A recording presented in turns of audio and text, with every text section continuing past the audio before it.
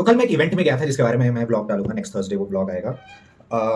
उस इवेंट में बहुत सारे लोग थे, बहुत सारे क्रिएटर्स थे, जिनके मतलब मल्टी मिलियन फॉलोअर्स हैं। वहाँ पे बहुत सारे एंटरप्रेन्योर्स थे, बहुत सारे क्रिएटिव लोग थे जिनके पास अलग डिफरेंट काइंड्स ऑफ स्किल्स हैं, जो कि उस इवेंट को अटेंड करने के लिए आए थे। नाउ अब सीन क्या था कि बेसिकली ये इवेंट ऑर्गेनाइज कराया था नैस ने, और मैं वहाँ मिला एक ऐसे इंसान से जो कि बहुत सालों से मेरे इंस्पिरेशन रहे हैं। मुझे लगता है कि कैसे एक सस्टेनेबल बिजनेस बिल्ड करना है, वो इंडियन इकोसिस्टम में बहुत सारे फाउंडर्स को, जो अपकमिंग फाउंडर्स हैं, उनको लगता है कि फंडिंग उठाना बहुत ज़्यादा इंपॉर्टेंट है। बट निखिल कामत और नितिन कामत, उनके भाई, उन्होंने मिलकर एक स्टार्टअप शुरू किया था, ज़ीरोधा। और उस कंपनी ने आज तक एक भी रुपए फंडिंग नहीं उठाई है, और वो की यूनिकॉर्न है।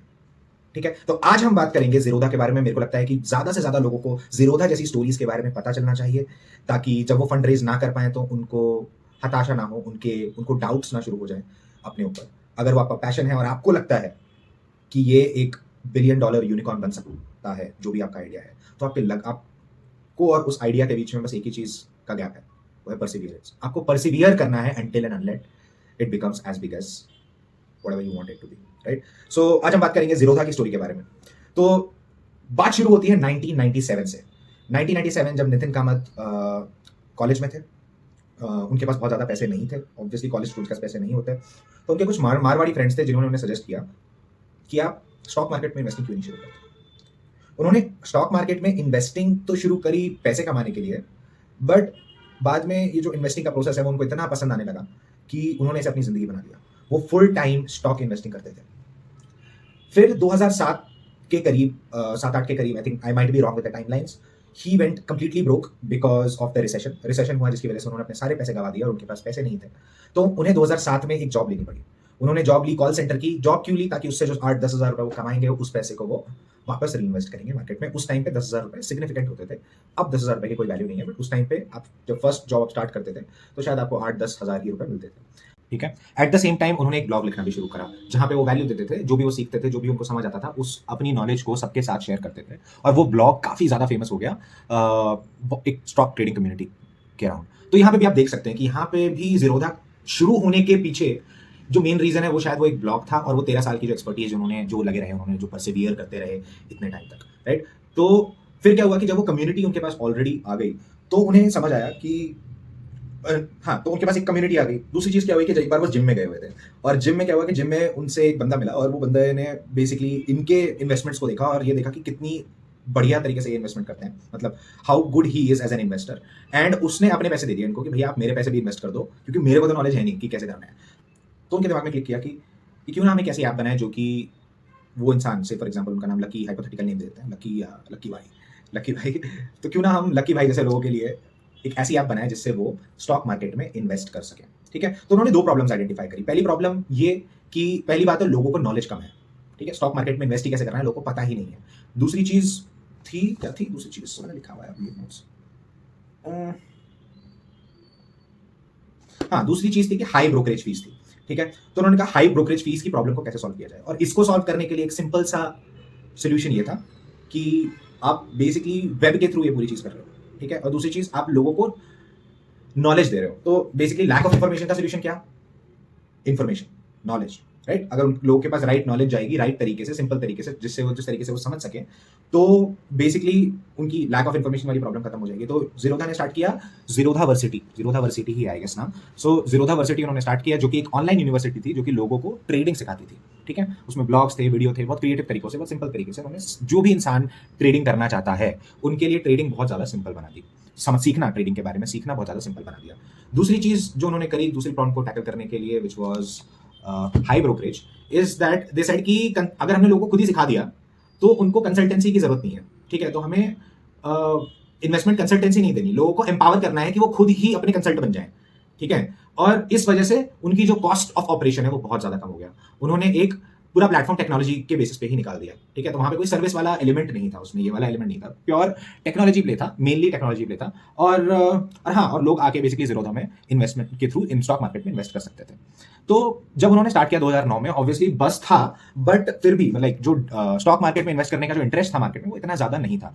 फिर क्या हुआ, 2011 के करीब एनएसई ने एक technology, basically underline technology platform निकाला, और उसी टाइम पे ज़ीरोधा ने बेसिकली उस टेक्नोलॉजी प्लेटफॉर्म के ऊपर बिल्ड करके अपना एक सॉफ्टवेयर निकाला, and they were among the first few people to understand the importance of what NSC is doing. They were among the first few people to do that, and वो persevere करते रहे 2013, 15, 16 तक। जब demonetisation हुआ तब basically उसकी वजह से जो गवर्नमेंट का विजन था वो था कि हम लोग एक डिजिटल इकोनॉमी बनाएंगे। डिजिटल इकोनॉमी में डिजिटल पेमेंट एक बहुत इंपॉर्टेंट पार्ट था, तो उसको एनेबल करने के लिए गवर्नमेंट ने केवाईसी का सिस्टम निकाला। और क्योंकि केवाईसी का सिस्टम जो था वो एक बहुत बड़ी प्रॉब्लम सॉल्व कर रहा था जीरोधा के लिए, वो ये थी कि अभी उनको अगर एक यूजर को ऑनबोर्ड करना है अपने प्लेटफॉर्म पे या डीमैट अकाउंट खोलना है उसका, तो उनको बहुत ज्यादा डिटेल लेनी पड़ती थी, बिकॉज वो stock invest like public stock invest market में इन्वेस्ट कर रहा था, तो उनको बहुत ज्यादा इन्फॉर्मेशन की जरूरत पड़ती थी उस टाइम पे।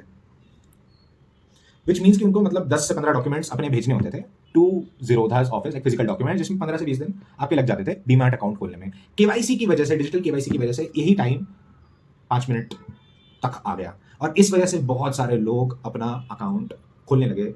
This was one of the main reasons. It just like बहुत बड़ा फ्रिक्शन कम हो गया था।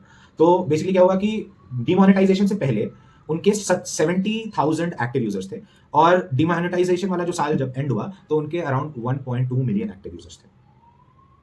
ठीक है, तो वो 6 साल से एग्जिस्ट कर रहे हैं, उनके पास सिर्फ 70,000 active users. 70,000 active users is a very very good number in itself, but still like the growth is not that fast.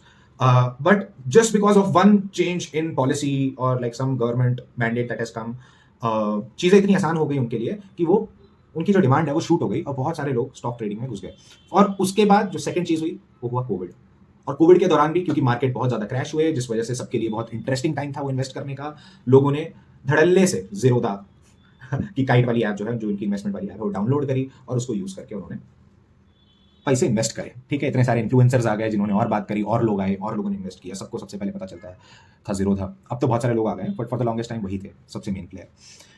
तो इस स्टोरी से हमें पता क्या चलता है, ठीक है। और इनोवेशन भी उन्होंने कम नहीं करे। उन्होंने बेसिकली वो एनएससी के टेक इंफ्रास्ट्रक्चर के ऊपर अपना पूरा प्लेटफॉर्म बनाया, केवाईसी के ऊपर कैपिटलाइज किया, उन्होंने हर चीज के ऊपर कैपिटलाइज किया जो उनके कंट्रोल में था, उसके ऊपर उन्होंने कैपिटलाइज किया। डिजिटल गए 2009 में, ठीक है, तो उन्होंने इनोवेशन में भी वो नहीं किया। तो they were moving ahead, they were innovating regularly over a long period of time, and had they obviously if they had money they probably could have done it faster, but उन्होंने wait नहीं किया, in the sense कि they might not actually have done it faster because regulations ही नहीं थे ना। अगर take platform ही नहीं होता तो और सारी प्रॉब्लम्स हो सकती थी। But what I am saying is without money they kept striving for innovation, kept striving to become better, kept striving to be different from their competitors and better from their competitors. They kept listening to their people, and they are a $1 billion company now. So it's possible if you stick to the process. The story clearly says that it is absolutely possible to build a company without raising funds, to bootstrap a company until it becomes $1 billion even in today's time.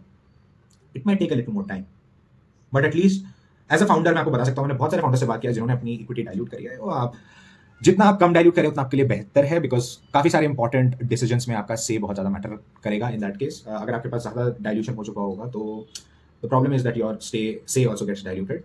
तो हाँ, मतलब वो इस time पे India की सबसे बड़ी fintech company है। उनके under not just stock investing आता है, वो स्मॉल केस में इन्वेस्ट करते हैं, म्यूचुअल फंड इन्वेस्टिंग करते हैं, बहुत सारी चीज़ें वो करते हैं, यूएस स्टॉक मार्केट में इन्वेस्ट कराते हैं। तो लाइक उन्होंने पूरे के पूरे स्पेस को कैप्चर किया हुआ है। उन्होंने 1% इक्विटी भी डाइल्यूट नहीं करी है from to an investor.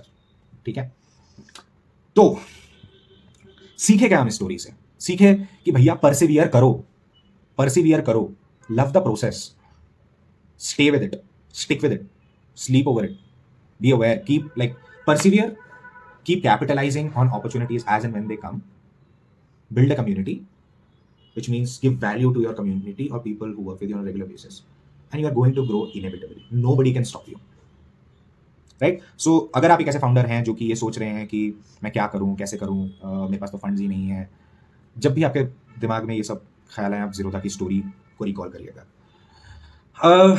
So that's it for today's video. If you like today's content, like the video, subscribe to my channel, drop me a comment if you have any questions, और बाकी मिलते हैं यार next Thursday. Maths का blog आ रहा है guys.